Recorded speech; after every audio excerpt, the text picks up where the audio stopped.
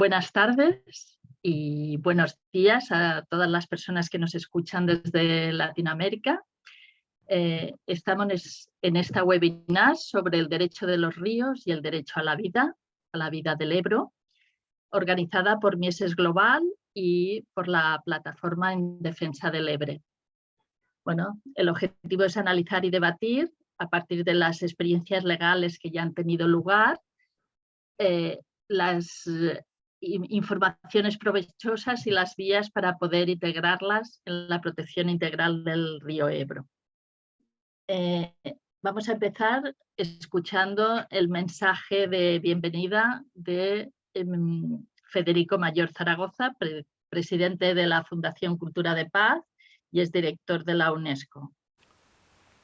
Queridos amigos, qué importante es esta reunión facilitada por dos grandes entidades que conocen muy bien cuáles son las piedras angulares para la construcción de un futuro distinto.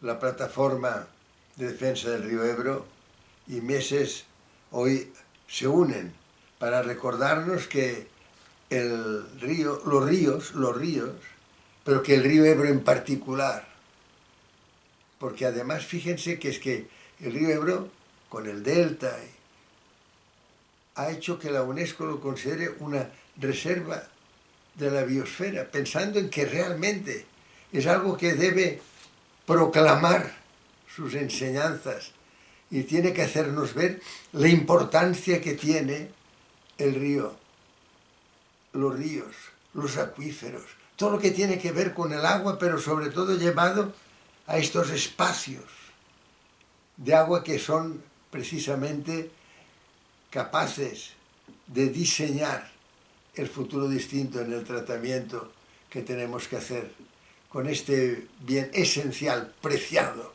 que es el agua.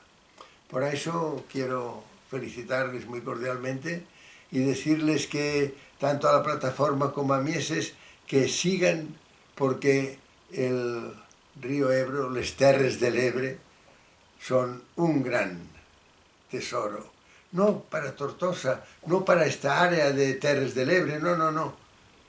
Para España y para el mundo en general, porque hay pocos deltas que tengan esta inmensa capacidad de ser en realidad objetos de aprendizaje.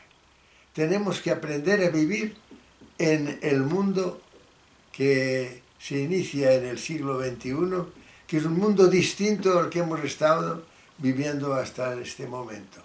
Incluso por el número de habitantes del planeta. Tenemos que reconocer que estamos no ante una era de cambio, sino ante un cambio de era. Y que por tanto en este cambio de era el agua pasa a ser un pilar fundamental de la vida humana. Y que el río Ebro, el delta, los deltas, los espacios, los acuíferos pasan a ser algo que debemos todos que conocer y preservar.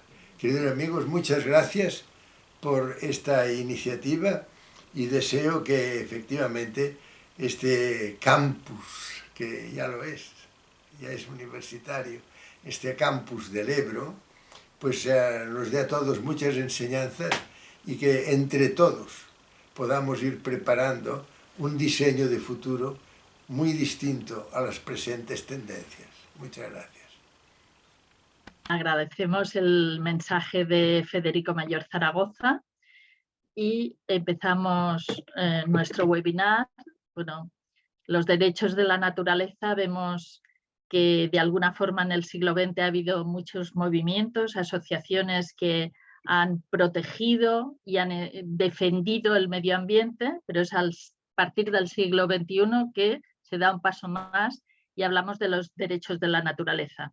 Quizá en cierto modo porque no podemos esperar más, ¿no? Y aquí, bueno, hablaremos de a ver cómo se está avanzando en este sentido. También respecto al río Ebro, que es el más largo de la península ibérica. De hecho, la península ibérica tiene su nombre gracias a este río, y que tiene una longitud de 930 kilómetros, atraviesa 10 provincias y pasa por 2 capitales de comunidad autónoma, como es Logroño y es Zaragoza. También el delta del Ebro, que es el tercer delta de Europa y que tiene una longitud, una extensión de 320 kilómetros cuadrados. Bueno, una zona especialmente rica en diversidad y también por el ser un paso en la migración de las aves. Bien, todos comprendemos la importancia de los ríos, pero lo cierto es que vemos que aunque nacen directivas, como es la Directiva Marco del Agua de la Unión Europea, no las cumplimos o no se acaban de cumplir. Así que vamos a presentar los ponentes, no me entretengo más y que empezaremos enseguida a las presentaciones y al debate.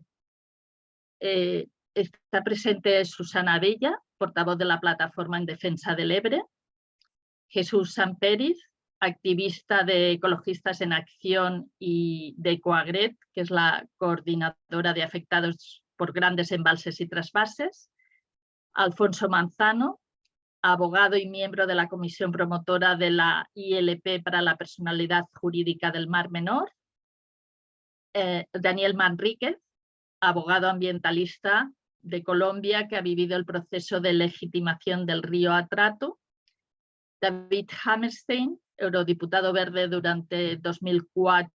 desde 2004 a 2009 y que está en Ríos en Vida y El Mijares no se toca, Ecologistas en Acción, Judar Jabalambre. Y Daniel Turón, ecofilósofo y miembro de Mieses Global. Y yo también me presento, Nuria Arias, pertenezco, miembro de la Plataforma en Defensa del Ebre y de Mieses Global. Así que os doy la palabra, unos minutos de presentación por parte de cada uno de los ponentes. Susana Abella. Bueno, yo soy Susana Abella, soy miembro de la Plataforma en Defensa del Ebre. La Plataforma de Defensa del Ebre es un grupo que como movimiento social aparece en el año 2000, cuando el plan hidrológico de Aznar, que quería hacer un gran trasvase desde el delta del Ebro, más o menos, hasta Murcia, Alicante, Murcia, Valencia, Almería y Barcelona. Y bueno, aunque nuestro origen es en el año 2000, que es cuando eclosiona el movimiento social, el origen realmente es mucho anterior y es en el momento, porque en las tierras del Ebro, desde el inicio de la democracia ha tenido propuestas, bueno, ya en la época de Franco, los últimos años de Franco, hubo la primera propuesta de trasvase, el trasvase del Pirineo Oriental, del Segre a Barcelona. Y desde ahí, desde ese momento, ha habido continuas propuestas de trasvase que, por otro lado, van asociadas a construcción de embalses en la cuenca que afectan pues, a los ríos pirinaicos especialmente y que de alguna manera han creado un lazo de hermandad entre el tramo final del río y el tramo pirinaico, la zona de la montaña. Entonces, nosotros como movimiento social, a pesar de que nacemos en el 2000, ya teníamos, o sea, nuestros compañeros ya iniciaron el trabajo en los años 80. Desde los años 80 hasta el 2000 hay un trabajo muy intenso de empezar a conocer a los grupos ecologistas, otros grandes afectados, como puede ser la gente del Pirineo, y formamos parte de Coagret. Hoy está también Jesús, también aquí, Jesús Samperiz de Aragón, y también interrelación con los científicos comprometidos, porque hay muchos científicos en nuestras universidades, pero no todos están comprometidos en la defensa de los ríos y en hacer un poco de justicia ambiental, en este caso a los ríos, pero que podría ser extensible a muchas otras cosas. Entonces, como movimiento social del año 2000 al 2004 tuvimos un trabajo muy intenso. Conocimos también al David Hammerstein, que somos viejos conocidos de muchas batallas en Bruselas, David, si te acuerdas. Y en ese momento éramos un movimiento reactivo contra una gran de trasvase que, bueno, que lo único que era una propuesta para continuar con la especulación de un recurso natural como es el agua, ¿no? Para más campos de golf, más chalets en la costa, más, falso progreso. Hasta el año, bueno, en 2000, cuando hubo el cambio de gobierno de Aznar a Zapatero, se consiguió cambiar esa dinámica en la gestión del agua. Hay que agradecer en este caso la actitud valiente que tuvo la ministra Narbona en hacer ese cambio en la dinámica de la gestión del agua, como mínimo en ver cuáles eran las fuentes del agua. Hubo un cambio y del 2004-2005 podríamos haber desaparecido, pero pensamos que lo importante no era ser un movimiento reactivo que sale solo cuando hay un ataque, sino que hay que ser un movimiento proactivo y hemos seguido trabajando de otra manera, intentando incidir en la planificación hidrológica que se está haciendo en la cuenca del Ebro. Y por eso, pues bueno, hemos participado, no quizás con tan grandes movilizaciones como habíamos hecho entre el 2000 y 2004, pero continuamos siendo un movimiento activo y cada vez más formado y cada vez con más ganas, ¿no? para generar un cambio en la gestión del agua. Hoy se han aprobado los planes de cuenca, el del tercer ciclo.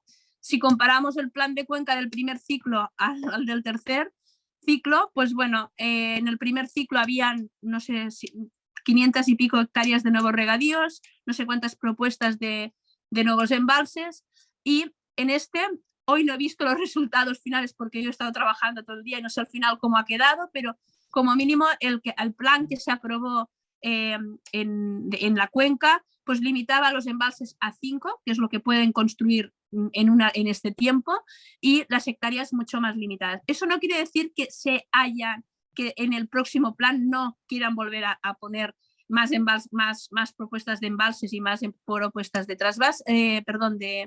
de regadíos.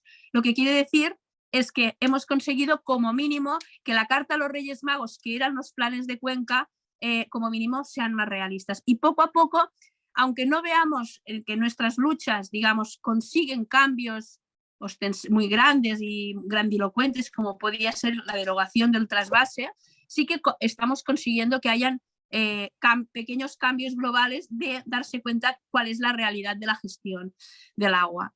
Y bueno, y no me enrollo más porque, bueno, creo que o para otros compañeros que puedan explicar más cosas. Bueno, damos paso a Alfonso Manzano, si te quieres presentar y explicarnos un poco vuestras iniciativas. ¿Ahora se me oye mejor? Sí, ahora perfecto. Venga, pues muchísimas gracias por vuestra invitación.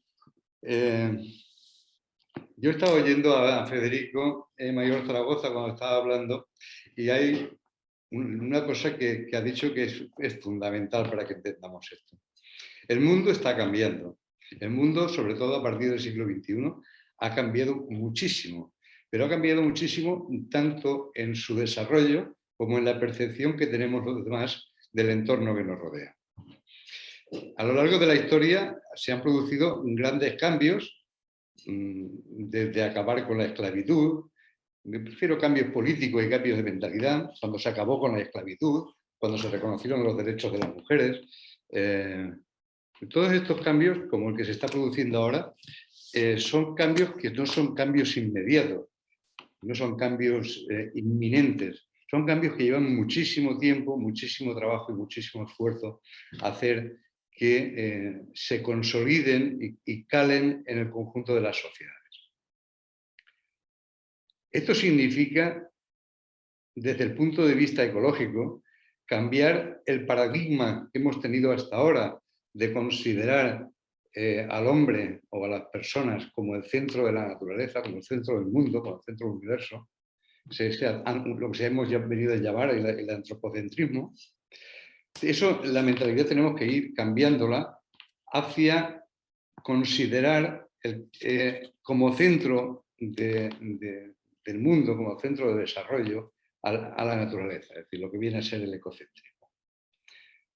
Esto poco a poco irá superándose, irá calando, se irán consiguiendo ganar batallas particulares que irán consiguiendo que al final esto sea algo generalizado. Y probablemente el siguiente paso importante que tendríamos que dar es reconocer el derecho a la naturaleza, el derecho a un medio ambiente limpio, el derecho de poder disfrutar todo el mundo de la naturaleza, incorporarlo como un derecho humano, de la Carta de los Derechos Humanos, pero con una protección especial. Es decir, al final tenemos que acabar con esa idea que llevamos 2000 años metidas en la cabeza de que el hombre es el centro del universo, para acabar pensando que el hombre no es ni más ni menos que una parte integrante de esa naturaleza, que tiene que ser lo que nos tiene que llevar adelante. Si queremos que la raza humana sobreviva, tenemos que necesariamente tenerla integrada en la naturaleza. Si queréis más adelante os explicaré y hablaremos sobre cómo lo hemos hecho aquí, o qué lucha hemos llevado y que al final hemos conseguido para conseguir la personalidad jurídica del Mar Menor, qué es lo que eso supone y qué es lo que queremos que pase de aquí en adelante. Como presentación creo que ya está bien. Os dejo. Muchas gracias, Alfonso. Jesús Samperi, ¿nos podrías hacer tu presentación? Pues sí, encantado de la vida, muy brevemente, y muchas gracias por invitar a ecologistas y sobre todo a Coagred, que es el gorro que tengo en este momento más importante. Coagred en realidad surge, creo que fue en el año 94, como la aglutinación de movimientos que había, sobre todo de luchas contra los grandes embalses del Pirineo, que eran los reservorios del plan de cuenca, o sea, del plan hidrológico que permitiría y está destinado a permitir los trasvases, ¿no? Y de ahí, pues, enseguida que salimos todos a colación, tuvimos mucha relación también con la plataforma del Ebro, con la gente del Delta, porque pues, el Ebro, al fin y al cabo, es un hilo conductor también antropológico y social de una región que tiene una entidad propia, aunque tenga varias autonomías, ¿no? Ser habitantes del Ebro yo creo que nos confiere un carácter especial. Y lo cierto es que, bueno, podemos decir que algún éxito se tuvo, porque en su momento, estamos hablando de los 90, estaba el pantano de Jánovas, que cayó, estaba el pantano de Santa Liestra, que también cayó, no vamos a entrar en detalle de cómo cayeron porque sería muy prolijo. Estaba el de Beizcarrois, que ha caído no hace mucho. Sigue existiendo la barbaridad del pantano de Murarroya, que es un trasvase interno totalmente delirante, que a pesar de tener juicios a favor, pues claro, es imposible pedir la ejecución de la sentencia por el montón de dinero que cuesta, y sigue también la barbaridad de belleza y sobre todo porque sigue la falta de evaluación y una conciencia colectiva aragonesa que pese al gran cambio social que pudo resultar de los movimientos contra el trasvase del Ebro, que concitaron manifestaciones muy mayoritarias, también ha configurado la consolidación de un sistema político que en este caso la mayor contaminación ideológica de Aragón, y espero que nadie se ofenda por ello, es el Partido Aragonés, que ha gobernado con todos los partidos, sea de la derecha o sea de la izquierda, sigue gobernando ahora en un cuatripartito más que dudoso incluso de su legalidad, según las últimas noticias, pero bueno, es igual.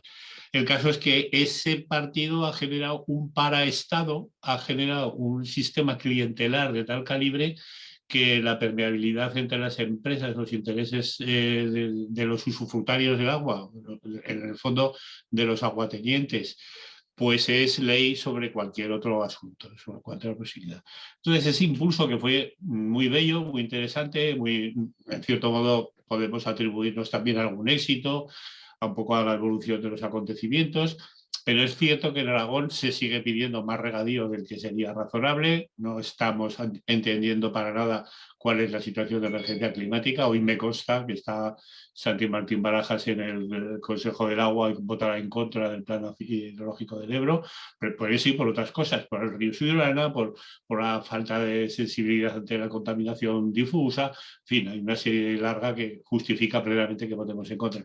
Y lo cierto es que ahora mismo pues, Aragón está en un momento de cierta modorra política, modorra social, pues que hace que viejos modismos de como regar es bueno, porque cuando todos vemos que cuando una planta se riega la cosa está mejor, pues se produce la consolidación de la vieja cultura del agua frente a la nueva, que hemos intentado llevar adelante y que tiene muchos, digamos, muchos palos en la rueda, ¿no? Tiene muchas. No me enrollo mucho más, simplemente no soy optimista en cuanto a que algún recorrido positivo hemos hecho, pesimista porque ahora mismo estamos en una situación de bastante apatía social y política.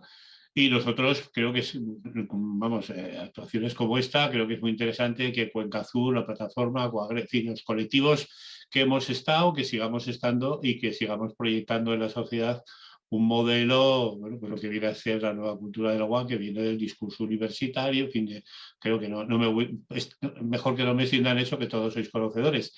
Y entonces, pues estaría muy bien que habláramos del Ebro. Luego ya hablaré, si me parece, si creemos que está bien, que es oportuno hablar de todo el Ebro o mejor solo del Delta, pero bueno, como presentación yo creo que es suficiente y no me quiero extender más. Muchas gracias. Muchas gracias, Jesús.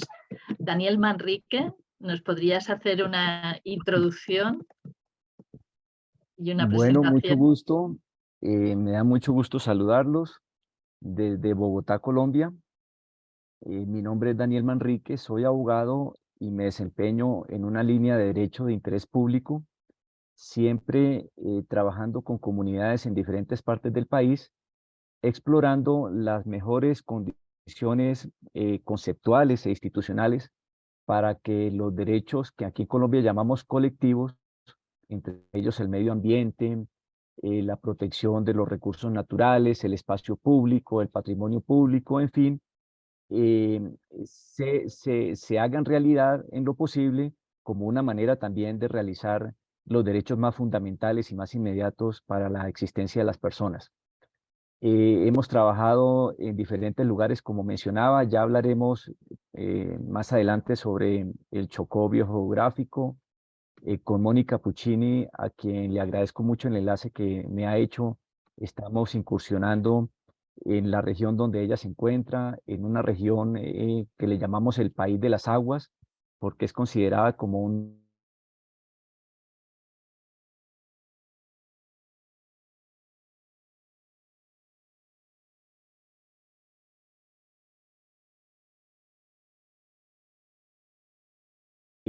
también nos desenvolvemos en Piedemonte Amazónico, al sur del país, y en la zona central, en la sabana norte de Bogotá, y seguramente hablaremos de ello también. Bueno, nos enfrentamos a grandes desafíos. Tal vez el principal de ellos consiste en que, si bien hemos logrado avances doctrinarios muy interesantes, muy importantes, en nuestra jurisprudencia, con cierto impacto en la legislación y en la constitución política, también es cierto que hacer realidad esos avances doctrinarios que logramos que se plasmen en el papel, hacerlo realidad en la práctica, en las comunidades, en los territorios, implica unos desafíos muy grandes, y de allí pues hay un trecho muy grande por recorrer. Y a eso le llamamos la gran problemática sobre la ejecutabilidad de las sentencias judiciales. Logramos grandes sentencias judiciales con desarrollos doctrinarios muy importantes, de gran avanzada, pero aterrizar ello, llevarlo a la práctica, es uno de los grandes desafíos, porque eso implica prácticamente un cambio en la concepción que tenemos como ciudadanos, como sociedad, pero también un cambio en la concepción que tenemos sobre el Estado mismo.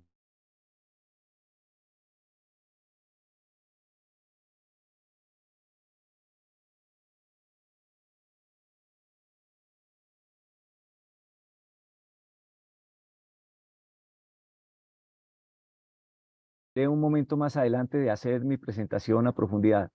Sí, muchas gracias, Daniel. Luego nos muestras y ubicamos el río Atrato, que es el que ha conseguido derecho legal.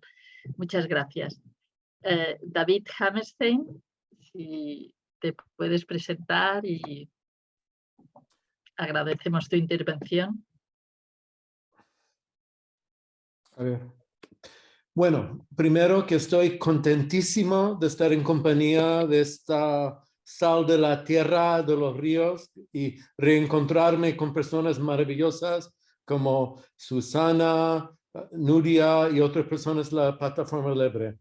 Bien, es una maravilla y lleváis una lucha estupenda y tengo recuerdos de la marcha Blava, la marcha azul y la gente también de Vizcarrues, de Yesa, de Coagret, que a mí me han enseñado mucho y me metieron dentro de la sangre la defensa de los ríos. Vamos a ver. Tenemos un problema cultural. Obviamente la separación. Hoy, por ejemplo, se acaba de sacar un titular, el periódico este que sale en todas las ciudades, 20 minutos, que decía: el gobierno azuza el conflicto entre comunidades al aprobar caudales no utilizables.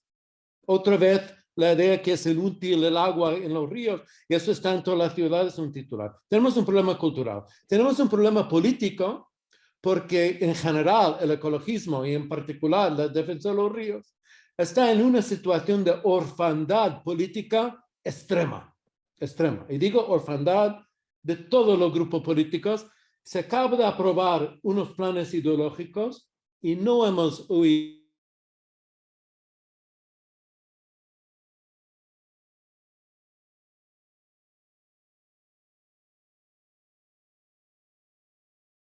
había cosas más o menos caudales, pero algún debate real sobre lo que está pasando en los ecosistemas de declive, de calidad, de cantidad, los acuíferos, los vertidos, pues no, orfandad política. Y después tenemos un problema legal.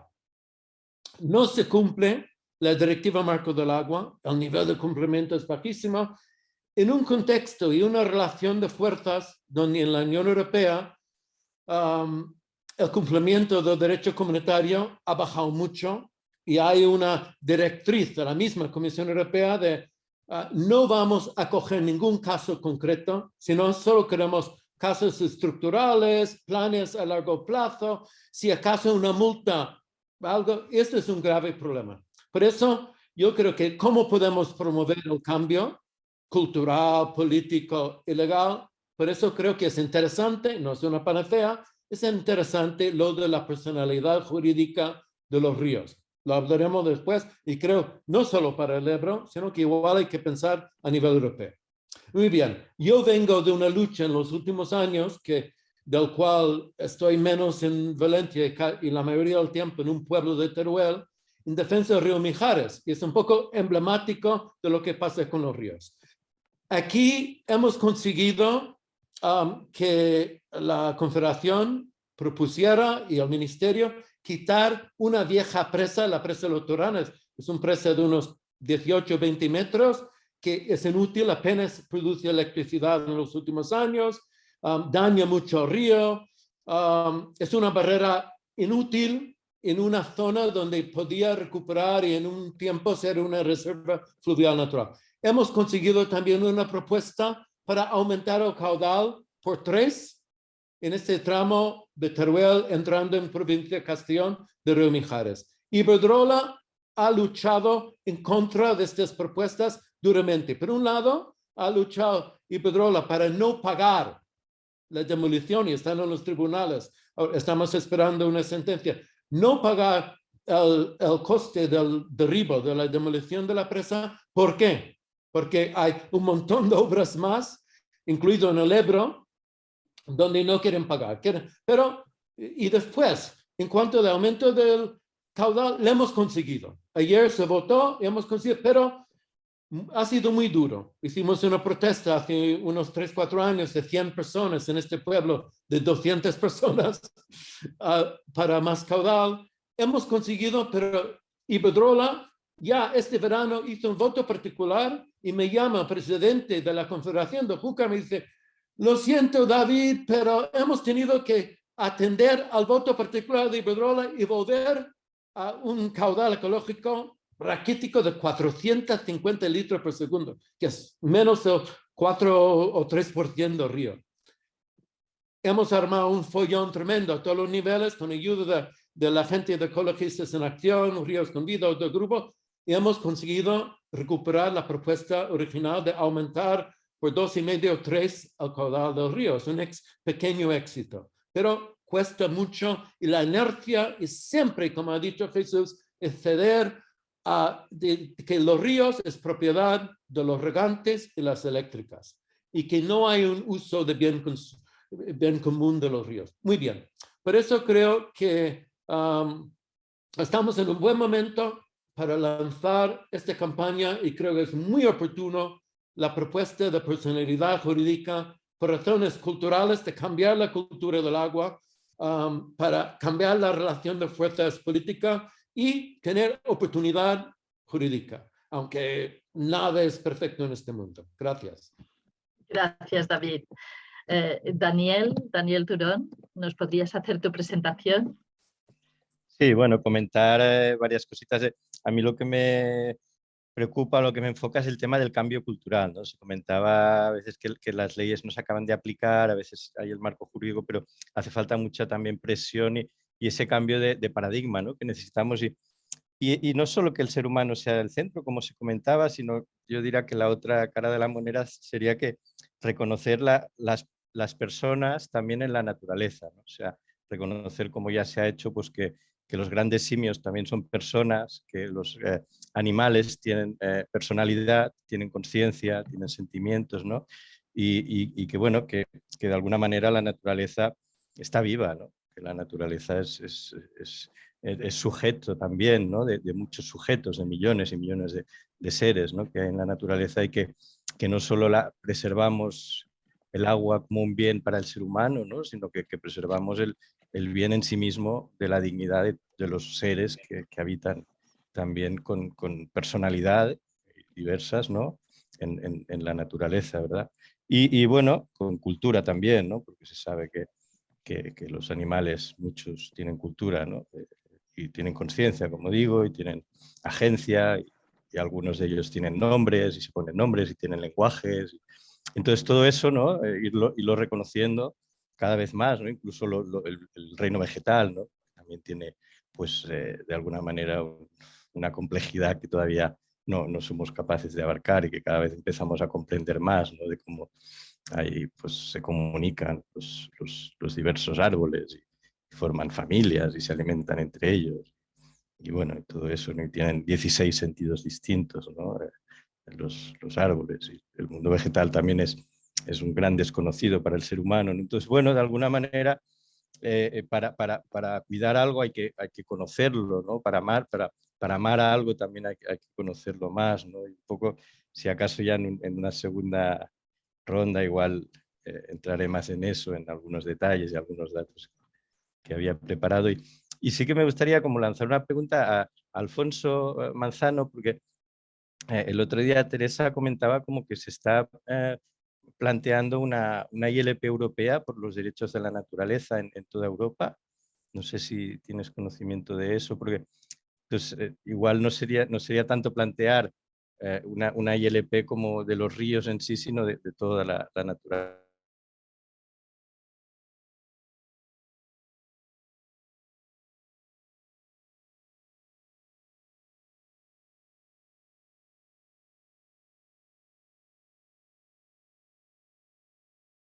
Más Teresa que yo, porque es la que ella siempre está en reuniones internacionales, en la COP, en reuniones de este tipo.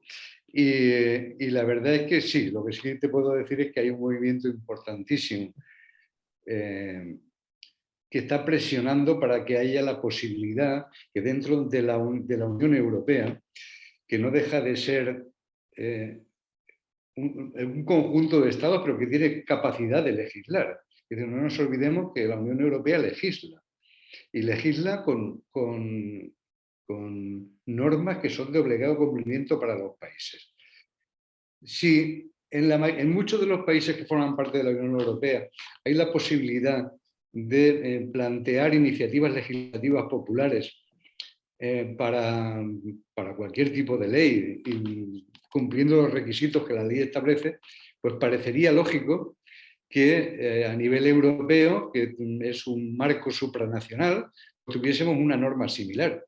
Es decir, que pudiésemos plantear una iniciativa legislativa también a nivel europeo. Es decir, igual que se ha conseguido una personalidad jurídica, en este caso para el Mar Menor, pues imaginaos que pudiésemos hacerlo para los derechos de la naturaleza en toda Europa. No sé si con eso contesto a tu pregunta, pero ya te digo que no sé mucho más, ¿eh? Quizá nos podríais explicar, bueno, el caso del Mar Menor, cómo ha sido el proceso de esta iniciativa y qué resultados está obteniendo. Sí, por supuesto, claro. Bueno, para esto tengo que hacer, para que todo el mundo entienda esto, tengo que hacer un pequeño recorrido por la historia, por qué ha llegado esto aquí. En el año, creo recordar, 2019, hace 3 años, se nos planteó, yo colaboro con la Clínica Jurídica de la Universidad de Murcia, y se nos planteó hacer una especie de crítica constructiva a una ley que en aquel momento estaba en discusión, que era la Ley de Protección Integral del Mar Menor, si no recuerdo la Ley 2 del 2020 de la Comunidad Autónoma de Murcia. Bueno, y cuando empezamos a leer la ley, empezamos a ver que era, aunque mejoraba sensiblemente las leyes que había hasta ahora, pero era más de lo mismo de las leyes que se habían estado haciendo durante los últimos 40 años en la comunidad autónoma. ¿Por qué digo esto? Porque, aunque, como decía antes, era una ley más avanzada y que permitía mayores derechos, era una ley que no garantizaba la aplicación. Y nosotros nos encontrábamos con que todas las leyes que se habían hecho en los últimos 40 o 50 años en la Comunidad Autónoma de Murcia, pues no solamente eran deficientes en cuanto a la protección del Mar Menor, sino que además en aquellos aspectos que sí la protegían, la ley no se cumplía. Y no se cumplía además con el beneplácito, con el silencio, con la falta de iniciativa de la administración pública. La mayor parte de ellos justificados de forma económica. Es decir, podemos destruir, podemos contaminar, podemos hacer barbaridades urbanísticas o podemos hacer lo que sea porque hay una actividad económica detrás que de alguna manera, si no lo justifica, pues parece que servía como paliativo para poder incumplir la ley. Bueno, cuando vimos eso, lo que decidimos es coger otro camino. Habíamos estado estudiando precisamente el tema del río Atratos en Colombia o el río Wanganí en Nueva Zelanda, el Ganges en la India, que finalmente se echó para atrás, el lago Erie en la frontera entre Canadá y Estados Unidos, qué es lo que se había hecho allí. Y lo que hicimos, en lugar de hacer un estudio de la ley, de crítica a esa ley que se iba a discutir en el Parlamento Autonómico, lo que hicimos es proponer una nueva fórmula, que es la de la personalidad jurídica. Reconocerle derechos a la naturaleza, reconocerle derechos al Mar Menor y además dotarle de instrumentos para hacer que esos derechos pudieran ser cumplidos. Poder tener acción ante los tribunales para que aquel que atacase esos derechos, atacase esa integridad del Mar Menor, pudiese defenderlo ante los tribunales. Esto que se quedó también en un estudio, pues decidimos hacer un artículo de prensa. Y, bueno, pues hemos estudiado esto y mira qué cosa más bonita nos ha salido. Bueno, inmediatamente, en el mismo día que salió el artículo de prensa, empezaron a llamarnos algunos ayuntamientos, fundamentalmente uno, el Ayuntamiento de Los Alcázares. Los Alcázares es una ciudad ribereña con el Mar Menor, y multitud de asociaciones ecologistas, la mayor parte de ellas en defensa del mar.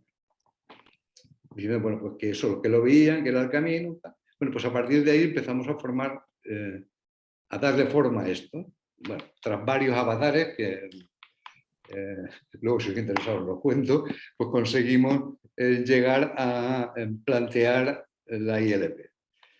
Quiero que os deis cuenta de una cosa importante. La ILP, para que salga adelante, se necesita recoger 500.000 firmas.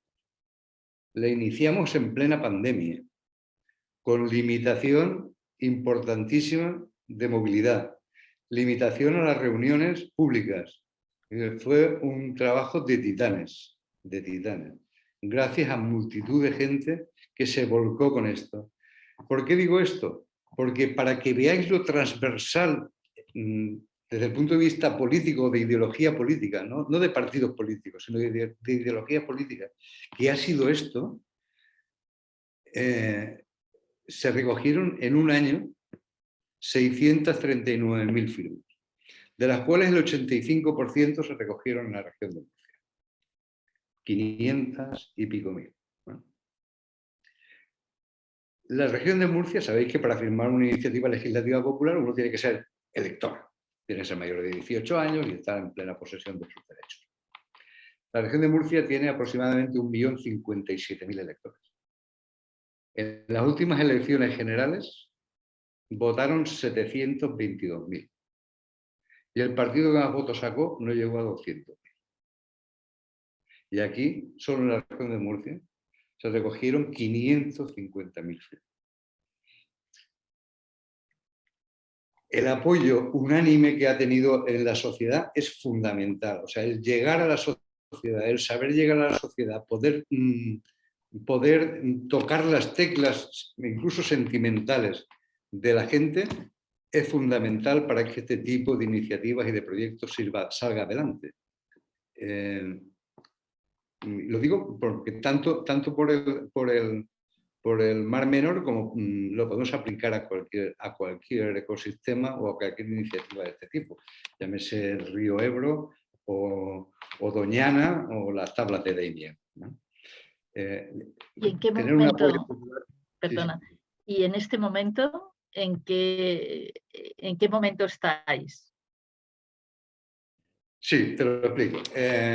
La ley se aprobó, como sabéis, finalmente en septiembre en el Senado, después de pasar el trámite del Congreso, salió en el boletín oficial, si no recuerdo mal, el 3 de octubre, como la ley 19 de 2020 del 30 de septiembre, y ahora lo que falta son dos aspectos.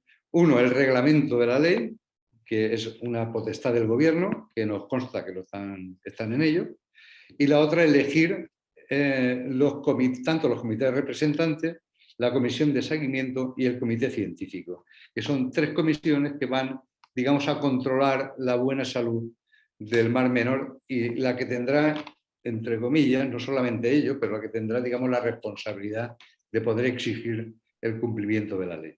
Para la elección de estos tres comités, que ya se han pasado las propuestas, hay un plazo, que es de 3 meses, desde la publicación en el boletín oficial. Se publicó el 3 de octubre, pues el 3 de enero se cumplirán los 3 meses, y esperamos que para esa fecha o poco después esté también el reglamento. A partir de ahí es ponernos en marcha para organizarlo todo de manera que poco a poco, porque esto no es un trabajo de un día, no es sacar la ley, es decir, ya, qué bien, ya lo hemos conseguido, no. Hemos iniciado el camino, es el principio del camino y queda mucho por hacer. Daniel Manrique, quizá nos puedes explicar tú la experiencia del río Atrato y otras experiencias. Claro que sí. Entonces voy a compartir mi pantalla, que la deben tener en este momento en computador, ¿cierto? Solamente agregaría que junto con Mónica Puccini, para efectos de mi presentación, hacemos parte del movimiento Ser Ciudadano, que en Colombia propugna porque un ejercicio de la ciudadanía no solamente implica ejercer derechos, sino también cumplir con muchas obligaciones como personas de la sociedad civil. Un precedente muy interesante es la sentencia del río Bogotá, que empezó en el proceso de acción popular, empezó en el año 1992 y terminó con una sentencia de segunda instancia del Consejo de Estado en el 2014. El río Bogotá, que circunda la ciudad capital, es uno de los más contaminados del país y por tanto del mundo. Y alrededor de la contaminación y de sus efectos, entonces se promovieron varias acciones populares que se unieron en un solo expediente. Fíjense ustedes que más de 20 años después de un proceso judicial implicó, a mi modo de ver, un maduramiento en los remedios jurídicos, como lo llamo, en las decisiones que se tomaron, y una matriz de más de 100 decisiones al final, que involucró a muchísimas entidades públicas, nacionales, departamentales, distritales, en el marco del ejercicio de sus funciones. Y esto lo menciono porque es una sentencia que aún hoy en día nos tiene trabajando muchísimos. Ya van en cerca de 150 incidentes de desacato que hemos interpuesto los ciudadanos para verificar el cumplimiento pleno de esa sentencia.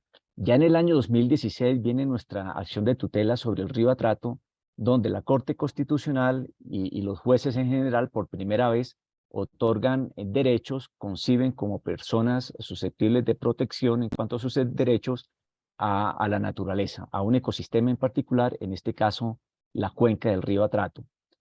Muy en la línea que nos hablaba Daniel Turón, en el 2017 surgió una sentencia de la Corte Suprema de Justicia que reconoce los derechos, en este caso de un animal, de un oso, que había sido trasladado de un ecosistema, de una reserva donde lo estaban protegiendo, a un zoológico, y entonces una fundación botánica y zoológica interpone una acción de tutela y logra unos pronunciamientos muy interesantes alrededor del reconocimiento de los derechos, en este caso de los animales, y unas decisiones en consecuencia.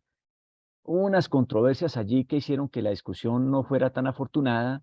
Antes de la acción de tutela se intentó un habeas corpus, que es un mecanismo que se utiliza en el derecho penal, y eso desvió mucho el fondo de la discusión, pero bueno, generó un precedente interesante. Ya para el 2018 sale la sentencia sobre la vertiente del Amazonas, una región del país que perfectamente ocupa un tercio, tal vez un cuarto del país, y fue interesante porque además de reconocer la Amazonia como sujeto de derecho, como quiera que la acción de tutela se interpuso por 25 niñas y niñas de diferentes partes del país, en lo sustancial lo que quiso la Corte Suprema de Justicia en este caso fue proteger los derechos de las generaciones futuras. Los páramos en Colombia son ecosistemas de alta montaña, 3.000, alrededor de los 3.000 metros sobre el nivel del mar, que proveen de agua para suministro de acueductos de muchas poblaciones.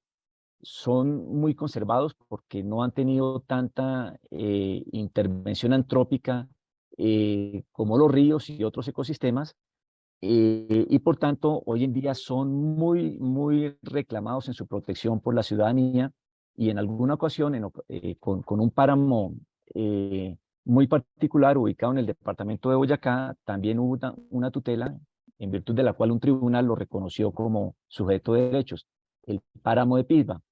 También ha habido reconocimientos de derechos alrededor de otros cuencas hidrográficas, en este caso en el departamento del Tolima. En el 2019, el río Cauca es uno de los más importantes del país, junto con el Magdalena cruzan el país de sur a norte, y hubo una controversia muy interesante. Existe esa controversia en su cuenca baja alrededor de la hidroeléctrica de Ituango, que por estos días ustedes escucharán en noticias, está empezando a funcionar, están en pruebas, hay una mora para que entre a funcionar plenamente, pero aguas abajo el contexto es de una región inundable en el país, justo donde se encuentra Mónica Puccini. Se le conoce como el delta interno más grande del planeta, un delta de agua dulce porque es inundable, el complejo cenagoso de La Mojana, donde confluyen el río Cauca, el río San Jorge y el río Magdalena en una depresión. Entonces, en este momento está totalmente inundada, abarca 3 departamentos, 15 municipios, y hay una crisis, hay una situación de muy alto riesgo por desbordamiento de los ríos. En el mismo año 2019, un río que es el más importante uno de los más importantes del Valle del Cauca, cerca de su ciudad capital, también ameritó un pronunciamiento declarándolo como sujeto de derechos. Hacia el norte del país, cerca de la Sierra Nevada de Santa Marta y de la Ciénaga Grande de Santa Marta, hay un parque natural hermosísimo que ha sido altamente impactado por una vía que lo atraviesa, y ello implicó también un reconocimiento como sujeto de derecho por parte de la Corte Suprema de Justicia en el marco de una acción de tutela, Y más recientemente, en el año 2020 también, un ciudadano, un abogado docente, interpuso una acción de tutela para, en lo posible, revertir y frenar el deterioro de un parque natural en el país, también muy importante, porque confluyen varios nevados, el Parque Nacional Natural de los Nevados. Muy bien, el mapa de Colombia, en el Pacífico, en cercanías con Panamá, está el río Atrato, que va de sur a norte por todo el departamento del Chocó hasta el Golfo de Urabá. Un poco hacia la derecha en el mapa, bueno, están las cordilleras, 3 cordilleras que atraviesan el país de sur a norte, y entre ellas está el río Cauca y el río Magdalena. El río Cauca, en su desembocadura al Magdalena, forma el complejo cenagoso de la Mojana, esa depresión de que les hablaba, y que en este momento está totalmente desbordado y han inundado municipios enteros, y estamos a la espera de qué sucede cuando la represa de Ituango empiece a funcionar un poco más abajo de esa depresión. Las comunidades están muy preocupadas y alrededor de ello también hubo una acción de tutela que declaró esa área como sujeto de derecho. Hacia el norte, la Sierra Nevada, la Ciénaga Grande y el parque del que les hablaba. En el centro del país, en el círculo, están los nevados, el Parque Natural Los Nevados, y los otros ecosistemas no los he señalado porque son muy pequeños. Y en el suroriente, la Amazonia colombiana, que también tuvo una sentencia que la declaró como sujeto de derecho. Muy bien. Yo también quizá preguntaría, bueno, si no nos comentas un poquito más, porque la sociedad civil supongo que es fundamental para conseguir que realmente pues, no sea un tema solamente jurídico, sino que haya una implicación. ¿Cómo conseguir esta implicación de toda la sociedad civil? Bueno, es un tema fundamental porque primero las sociedades civiles son las afectadas, son las principalmente afectadas por los contextos que implican las degradaciones ambientales, en virtud de las cuales se busca la protección judicial, ¿cierto? En el caso del Chocó biogeográfico, como menciono aquí, es un contexto de crisis ambiental y humanitaria, porque por razón de la minería ilegal, la deforestación, los cultivos de extensión, hay graves situaciones de contaminación, de pérdida de biodiversidad, como lo menciono aquí, de enfermedades en la población, pero también hay un contexto de violencia histórica, ¿no? Que ha generado desplazamiento forzado y victimización de la población, y es tal vez el departamento con mayor pobreza y desigualdad en el país. Pero también hay un contexto cultural porque la vida de las personas, su desarrollo productivo, su existencia, depende de esa biodiversidad, depende del río, están íntimamente relacionados. Y esto es muy importante en los estudios que hizo la jurisprudencia de la Corte Constitucional cuando declara el río y su cuenca como sujeto de derecho. Entonces, en primer lugar, Nuria, digamos, las personas viven de esos ecosistemas, ¿cierto? Y por tanto son los principales dolientes. Y por tanto, el análisis doctrinario implica que como las personas viven de los ecosistemas, de la salud, de la buena salud y de la preservación de esos ecosistemas y esa naturaleza, también depende la existencia misma y el ejercicio de derechos fundamentales y colectivos por parte de las poblaciones. Entonces, como las poblaciones son los primeros afectados, son los primeros llamados a agenciar sus derechos, y como en Colombia, a diferencia de otros países, la distancia entre pueblo, entre población y poder legislativo es muy grande, acudimos más rápidamente a la rama judicial para buscar la protección de los derechos. En este caso, la Corte Constitucional consideró que esa crisis ambiental y esa crisis humanitaria generada por la minería ilegal y la deforestación tiene efecto directo en la naturaleza, en el medio ambiente, en los ecosistemas, y por tanto también un efecto directo en las condiciones de vida de la población. Y por ello, lo primero que hace la sentencia es declarar que hay una grave vulneración de todos los derechos humanos en esos lugares donde la degradación ambiental es tan grande. Y precisamente entonces lo segundo que hace es reconocer al río Atrato, a su cuenca y a sus afluentes como sujetos de derecho. ¿Sujetos de qué tipo de derechos? Sujetos de los derechos a su conservación, a su restauración, a su preservación. Y despliega un desarrollo conceptual que le permite legitimar esa declaratoria. Aquí confluyen los conceptos de Estado social de derecho, de principios de pluralismo cultural y étnico, de constitucionalismo contemporáneo, un enfoque de diversidad biocultural que está basado en la perspectiva ecocéntrica, de la cual aquí también se ha hablado, y que termina reconociendo lo que he mencionado, esa relación íntima entre derechos de las personas y preservación de la naturaleza.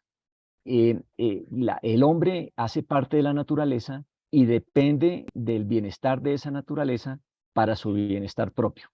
Eso es lo que permite entonces legitimar el reconocimiento de la naturaleza como sujetos de derecho, porque además se entiende que son entidades vivientes, ¿no? Que incorporan múltiples formas de vida y de representaciones culturales, como aquí lo menciono. Muy bien, Nuria, pero para completar tu pregunta, entonces, fíjate que las cortes, los juzgados, los jueces han reconocido que no solamente las poblaciones y sus organizaciones son los sujetos de derecho que se benefician con ese tipo de decisiones, con ese tipo de declaratorias, sino que de manera participativa esas organizaciones locales, esas comunidades organizadas, tienen que hacer parte junto con las entidades públicas, del cumplimiento y sobre todo de la verificación del cumplimiento de las órdenes que se dan en las sentencias para que se cumplan las órdenes que allí se emiten. Entonces, en el caso de la sentencia del Río Atrato, y igual en otras sentencias, porque esta ha sido un referente para las demás, en primer lugar, lo que hacen los jueces es decirle al gobierno nacional que debe nombrar un ente que debería ser el representante legal de esos derechos del río, porque si es una persona o asimilándolo a una persona jurídica, ese ecosistema, esa parte de la naturaleza, debe tener un representante que responda por él. Y al igual que en otros casos, en este caso se constituyó una comisión de guardianes del río Atrato, integrado por ese representante del gobierno nacional que representa el río, pero también por miembros de la comunidad, con la asesoría de institutos académicos y otras organizaciones ambientalistas. Pero hubo además decisiones de mediano y largo plazo, que en este caso, muy a diferencia de la sentencia del río Bogotá, donde hubo, como decía, más de un centenar de decisiones que aplicaron a una cantidad muy grande de entidades públicas en el ejercicio de sus funciones, de sus funciones misionales. Aquí lo que hace la Corte Constitucional es ordenar que, dado el diagnóstico que se ha hecho o que existe sobre la problemática en las regiones y en esos ecosistemas, se elaboren planes, ¿cierto? Entonces le dice al gobierno nacional, al departamental, municipal, en conjunto con las comunidades, elabore un plan para descontaminar la cuenca del río Atrato y sus afluentes, ¿no? Y para recuperar sus ecosistemas y así evitar daños adicionales al ambiente de la región. En particular el río Atrato, como otras regiones del país donde hay minería, sobre todo ilegal, las contaminaciones con mercurio y con cianuro son muy grandes, sobre todo con mercurio. En la Ciénaga de la Mojana, de la que hemos hablado ahora, en la Amazonia, en el río Atrato y en otros lugares del país, se hace minería ilegal del oro. Por cada onza de oro que se saca, hay 7 onzas de mercurio. Por cada tonelada de oro hay 7 toneladas de mercurio que se vierten directamente a los ríos, a los ecosistemas, que consumen los peces, que consumen los humanos. Entonces el problema de contaminación, en este caso por mercurio, pero también el problema de contaminación por agroquímicos, porque los cultivos están llegando hasta el borde de los ríos y de las ciénagas, y esos cultivos de extensión como el plátano, como la palma, como la caña, como el arroz, son altamente fumigados, pues esos componentes llegan también a los ríos y contribuyen a la contaminación. Entonces, lo que han dicho los jueces, y fíjense que muchas de las sentencias que he mencionado al comienzo son sobre ríos más que sobre otros ecosistemas, lo primero que dicen los jueces es elaboremos un plan para descontaminar. En otras de las decisiones, como en este del río Atrato, se habla de adoptar un plan de acción integral con planes, acciones, programas, estrategias para recuperar formas tradicionales de subsistencia y alimentación, porque la degradación por causa de la minería y por causa de la deforestación es tan grande que afecta las lógicas de producción y de subsistencia de las poblaciones, sobre todo étnicas, que habitan esos territorios. Pueblos indígenas, pueblos negros, pueblos campesinos.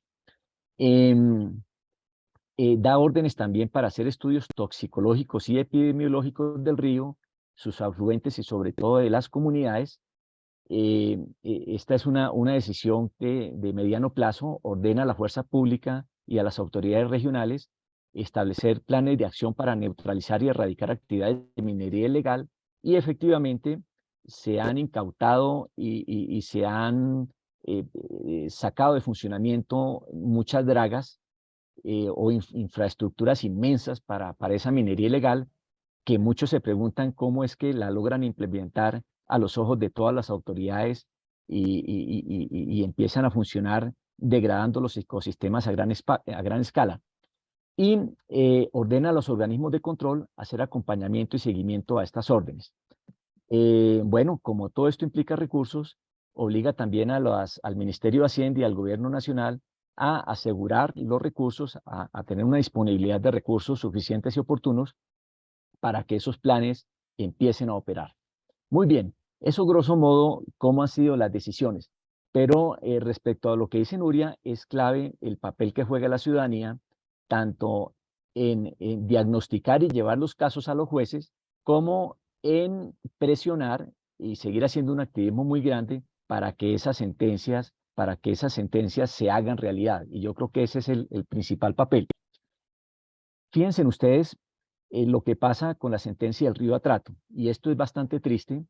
Yo le envié a Nuria un video que hizo este año y con documentos hasta el año pasado, con versiones del año pasado, elaborado por el Instituto Colombiano de Antropología e Historia, que está vinculado al cumplimiento de esta sentencia, donde desde las perspectivas de las comunidades, el escepticismo sobre el cumplimiento de la sentencia es muy grande, es muy grande. Y por un lado es obvio porque estamos frente a injusticias históricas y frente a violencias históricas que no se van a resarcir ni a superar en el corto tiempo. Pero el escepticismo es muy grande, sobre todo porque parece que la institucionalidad del Estado pareciera no operar, pareciera no tener un norte para salir de esa situación de injusticia y de inequidad. Esto dijo la Contraloría General de la República en un informe que, como organismo de control y de seguimiento y verificación a la sentencia del río Atrato, presentó en junio del 2022 con corte a diciembre del 2021, porque cada 6 meses se están presentando informes. Y lo leo rápidamente. En relación con los aspectos ambientales de la actividad minera en la cuenca del río Atrato, no resulta conforme en todos los aspectos significativos frente a los criterios aplicados. En consecuencia, se emite un concepto de incumplimiento material adverso, ¿no? Solamente en temas ambientales respecto de la actividad minera. En materia de descontaminación, recuperación y prevención de sus daños adicionales a los ecosistemas de la cuenca del río Atrato, sus afluentes y territorios ribereños, se tiene que a la fecha aún no se ha puesto en marcha el plan de acción. Entonces, después de 6 meses de que sale la sentencia, y pese a que dio términos perentorios, pues cuando habló de largo plazo hablaba de 6 meses, de un año, pero después de 6 años de que sale la sentencia, El tema es que no hay conformidad con el cumplimiento y no se han puesto en marcha los planes. Es decir, se ha avanzado casi nada. Bueno, si hay un plan, eso es un gran avance, pero si no se aplica, ese avance se queda en el papel. Me ¿Cierto? gustaría, perdona, ampliar la pregunta porque, bueno, la intervención de la sociedad civil considero que es fundamental. No sé cómo lo ven el resto de ponentes y cómo conseguir esta implicación por parte de la sociedad civil para que realmente todas estas leyes que no se cumplen, aquí hablamos del marco directivo del agua, cómo se puede presionar para que realmente haya un cambio de visión. Quizá Daniel Turón, nos podrías... Bueno, sí, alguien comentaba antes el tema de la movilización emocional, ¿no? Pues emoción de movimiento, ¿no? Está muy conectado, ¿no? Entonces, bueno, pues seguramente tener muy presente pues la situación de emergencia en la que estamos, ¿no? Que realmente no hay suficiente conciencia, como comentaba también un compañero antes, ¿no? Y actualmente, pues, datos así, 6 de cada 10 personas, o sea, unos 4,5 mil millones de personas actualmente no tienen realmente agua limpia, ¿no? Que beber en el mundo. O sea, es como que también hablamos. Pero eso estamos ahora en esta situación viendo cómo también hay retrocesos en nuestros países y cómo la sequía avanza, ¿no? Como que cada vez pues tendremos más problemas. Ya se sabe, ¿no? Que el tema del agua será uno de los temas fundamentales, ¿no? Me gustaba mucho, entonces, bueno, concienciar de tener conciencia de lo que sucede para la movilización. Pero bueno, ya ha salido un informe sobre el tema de las democracias en el mundo y una de las cosas que han señalado es que lo que se está es activando el movimiento ecologista, ¿no? En todo el mundo, y eso es importante como reconocerlo, ¿no? En todo caso, sí que tener... me gustaba mucho, lo comentaba el compañero Daniel también, cómo se ha enfocado desde varios frentes, ¿no? Entiendo uno el hecho el derecho de los sujetos, de los seres humanos, en esta relación de la interdependencia, ¿no? Profunda con la naturaleza, que eso es algo que el ciclo del agua también nos enseña, ¿no? Pues está completamente ligado el tema de la fertilidad de la tierra, de los bosques, con las lluvias. Cuantos más bosques hay, más lluvia hay, ¿no? Eso ya lo sabemos. Entonces, esa interdependencia profunda, pero a la vez también ese reconocimiento de los derechos intrínsecos, ¿no? De la naturaleza, y a la vez también me ha parecido escuchar el derecho humano al futuro, ¿no? Que también se ha tenido en cuenta en una de las sentencias, ¿no? Como otro de los planteamientos también abordar. Entonces lo he visto como bastante integral, abordando como estos tres frentes, ¿no? Yo, una pregunta que también dejo a los juristas es cómo se puede entrelazar esta lucha por el derecho humano al futuro con los derechos de la naturaleza, ¿no? O si realmente puede haber alguna forma de lucha común o van como en vías paralelas pero distintas, ¿no? No lo sé. Y bueno. No sé si alguien quiere tomar la pregunta de Daniel o también me gustaría también enfocar el debate respecto a la relación entre las diferentes asociaciones y plataformas, o cuáles son las relaciones entre las diferentes plataformas y asociaciones en relación a la defensa del río Ebro. Quizá Jesús o Susana. Sí, yo creo que el hecho de, independientemente de cómo ha pasado el caso del Mar Menor, al margen del éxito que puede suponer el que un espacio natural tenga un valor, tenga un derecho jurídico, tenga un ser sujeto de derechos, el fenómeno social que supone que esto se ponga en la opinión pública tiene ya mucho valor, ¿no? En el Ebro ahí estamos varios colectivos que yo creo que en este momento buscar un trabajo común, que podemos luego definir cuál es el formato más adecuado, si el Ebro, porque tiene sus peculiaridades y en eso podemos entrar un poquito después. Yo creo que eso ya de por sí tiene el valor de que se pone en el candelero, se pone en la opinión pública que el río tiene derechos, porque como lo que hemos comentado ya antes, el discurso que domina el discurso que de alguna manera, y sobre todo desde que la ultraderecha empieza a naturalizar lo que son la explotación de la naturaleza y de las personas en base a esa supuesta continuidad del modelo de desarrollo infinito, pues los ecologistas, por mucho que nos podamos poner de moda desde un punto de vista, yo creo que a veces demasiado publicitario y no tanto real, pues es importante que el contradiscurso de ese lavado verde cale en la sociedad. Entonces, desde ese punto de vista, yo creo que debemos ver como una ilusión el trabajo común de empezar a demostrarle a la población que la naturaleza tiene que tener sus derechos, ¿no? Entonces, luego dejamos para después un poco qué siguiente paso damos, pero de entrada yo creo que la colaboración entre todas las entidades que podemos estar alrededor del Ebro, que son muy diversas, es interesante. Pero también hay que contar que hay una gran inercia y que los tiempos que corren, yo no puedo ser demasiado optimista, los tiempos que vienen son más bien como diría yo, de cierta meterse para adentro y defender tu derecho y defender tu alarma y defender tu propiedad antes que el bien común. Y claro, es un discurso que la emergencia climática impone que se cambie. Nos aísla en lugar de unirnos. Susana, quizá podrías ampliar un poco. Bueno, lo que me ha dicho Jesús me parece correcto. Bueno, como desde el Pirineo hasta el Delta, todo el curso del río, de alguna manera ya llevamos muchos años trabajando conjuntamente.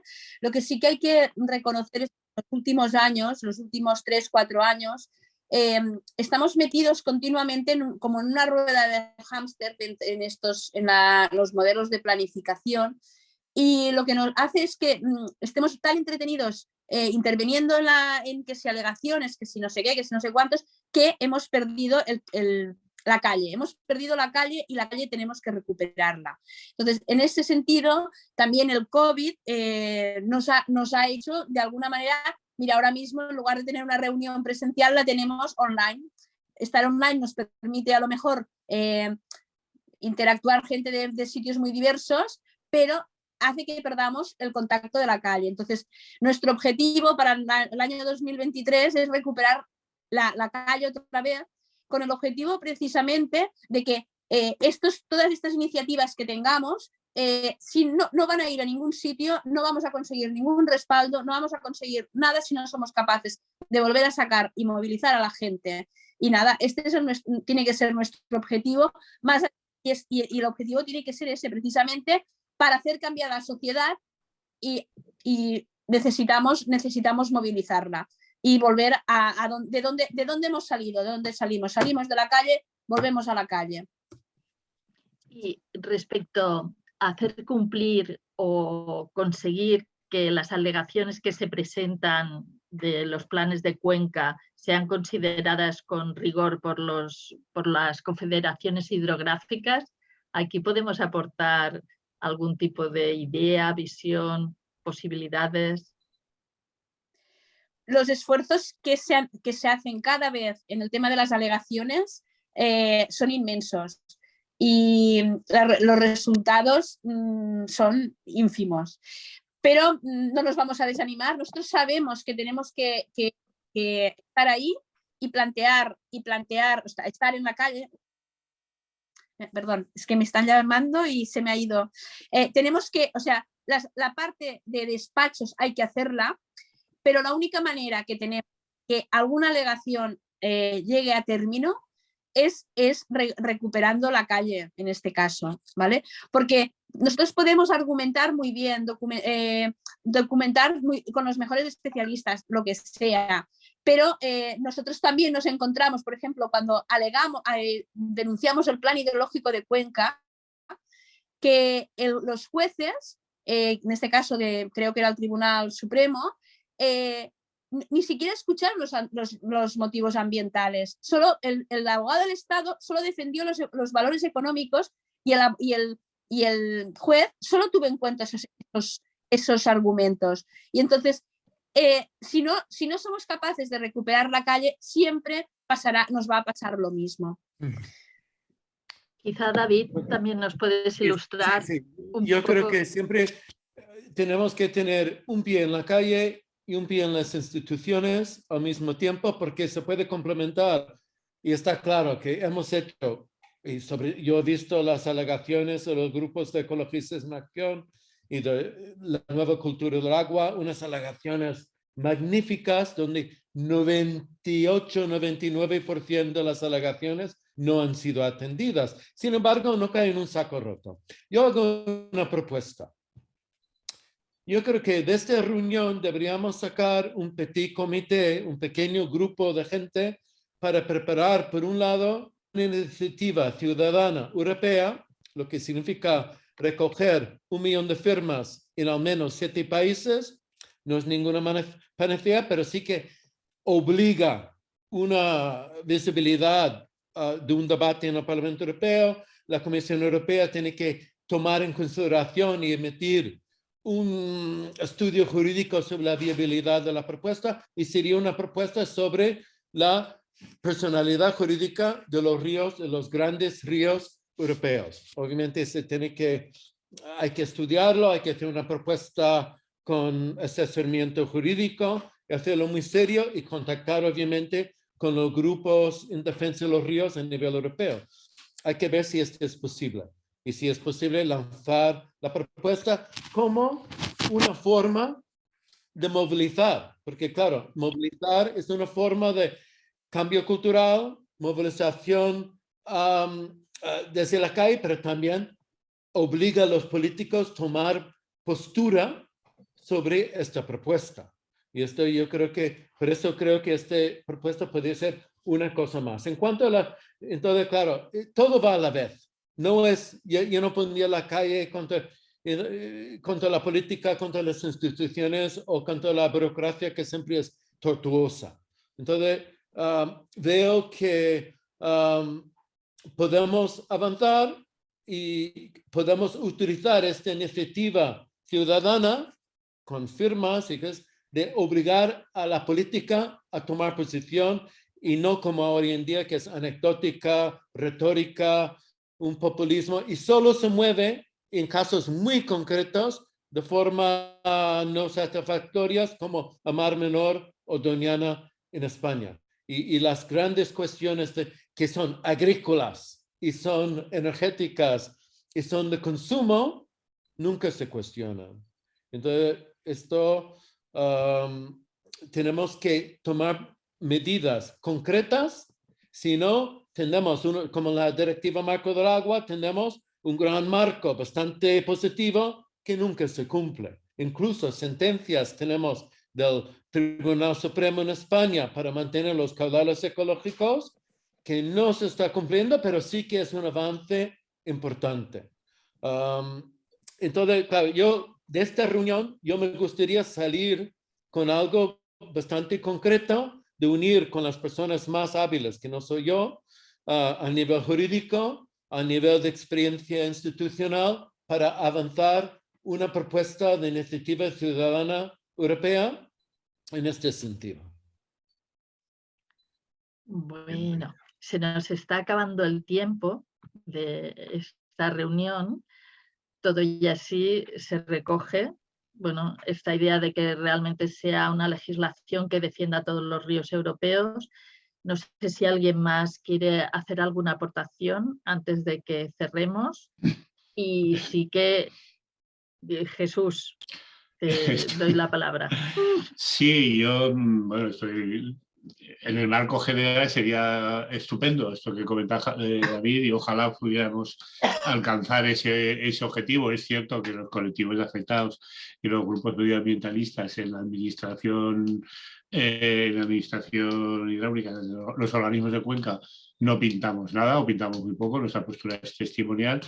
Pero yo lo que tengo dudas, no es un tema que haya debatido con los compañeros y no soy capaz ahora mismo de decir lo que piensan, pero yo tengo dudas ahora mismo, escuchándolos a todos, si es mejor ser utópico, ir al máximo, o si es más adecuado hacer como han hecho el Mar Menor y circunscribirlos a una zona.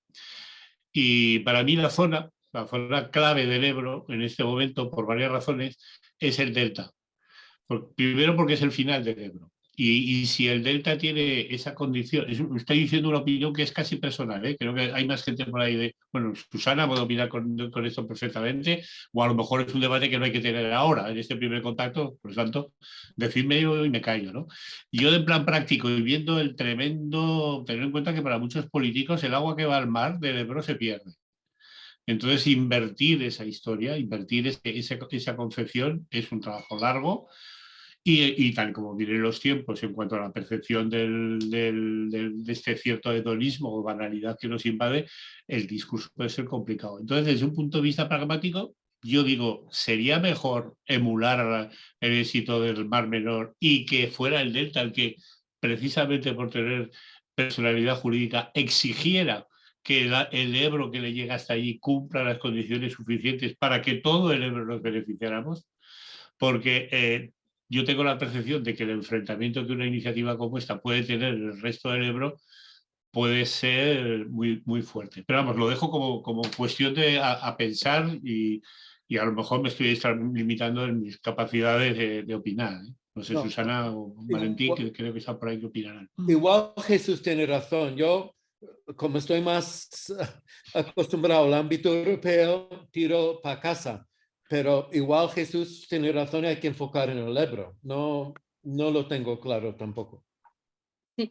Bueno, yo creo que si centrado en el delta o centrado en toda la cuenca, pues a lo mejor es un debate que podríamos hacer, Jesús, dentro de Cuenca Azul, porque, bueno, nosotros en el delta tenemos una particularidad. En un mes se cumplirán 3 años del temporal Gloria, que ha sido el peor desastre que hemos tenido en el delta, pero que se puede repetir continuamente, o sea, a partir de ahora más a menudo. Y entonces, claro, centrarnos solo en el delta, que es donde se visualiza, está bien, pero no nos gustaría a nivel de cuenca que el resto de la cuenca se sintiera excluida. Entonces, es un debate que podríamos tener dentro de Cuenca Azul y a partir de ahí, pues decidir dónde nos centramos los esfuerzos en el tramo final, zona que tiene muchas figuras de protección, o creo que estoy hablando sola. No, te oímos. Sí, Susana, ahora no se te oye. Di alguna cosa, por favor. Vale, ahora, es que habíais desaparecido de mi pantalla. Pues eso, no sé si tendremos que hacer este debate en Cuenca Azul, y a partir del debate que hagamos vamos a ser más accesible.